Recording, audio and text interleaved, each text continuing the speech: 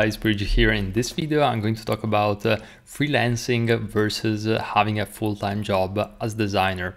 Now, I myself, I have over 10 years of experience, and over the years, I tried pretty much everything. So from freelancing to part-time gigs, all the way to where I am now, where I'm actually working full-time for a company called Vero. And essentially what I discovered over the years is that each and every one has their pros and cons. And I'm also going to discuss why I end up accepting a full-time offer, which was the first time that I accepted a full-time offer, even though I received many offers over the years, but I always said no.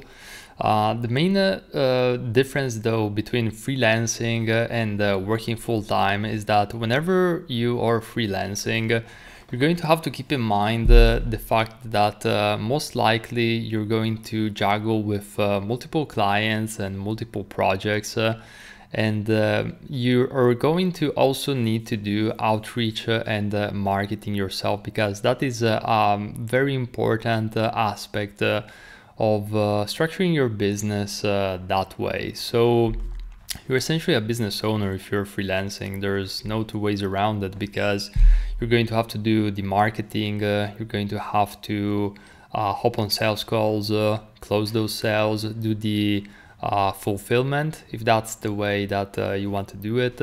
Otherwise, you can also outsource.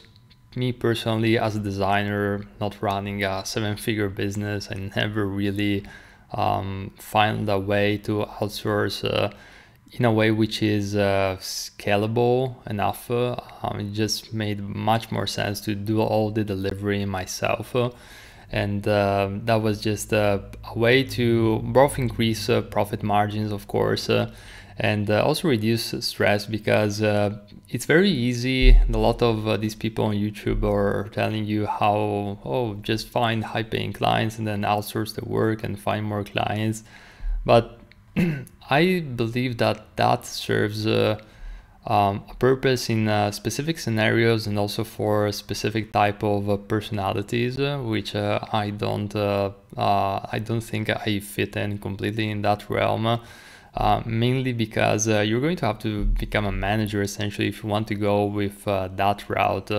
And essentially the reason why you don't want to actually go ahead and do freelancing right away, in my personal opinion, I always think that as a freelancer you need to have a couple years of experience at least in order to really maximize your imprint and smoothing in to this career path, because it's really important as a freelancer to kind of like not jump in right away, in my personal opinion at least, because essentially as a freelancer you don't have all the guarantees that you usually have whenever you're an employee. So if you're an employee, you have a steady paycheck, you have monthly recurring revenue if you wish, and you don't need to search for the next project each and every time. And that is one of the reasons why I'm actually working full-time now,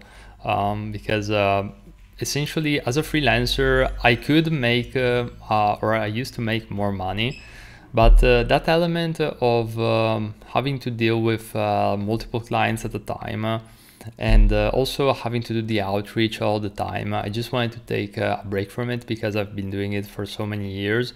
Now, I think it's a really good skill to have, and especially the fact that I know that I used to make more money as a freelancer and had the know-how as to how to find different clients. That really makes me in peace of mind, because if whatever happens with my full-time job, I can essentially revert back to my previous state, and I have really strong SOPs which I'm sharing with within my courses as well. So if you're interested in learning more about how I personally structure that, you can check them out in the link in the description.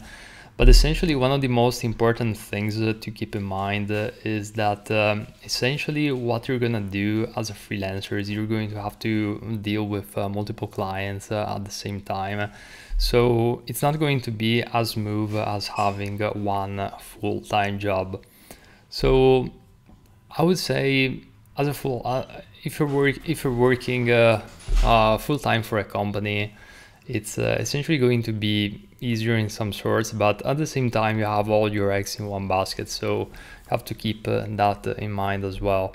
So I'm going to expand more upon these topics in the next videos, because there's like so much we can discuss. But yeah, I hope this video was helpful, and I'll see you in the very next one.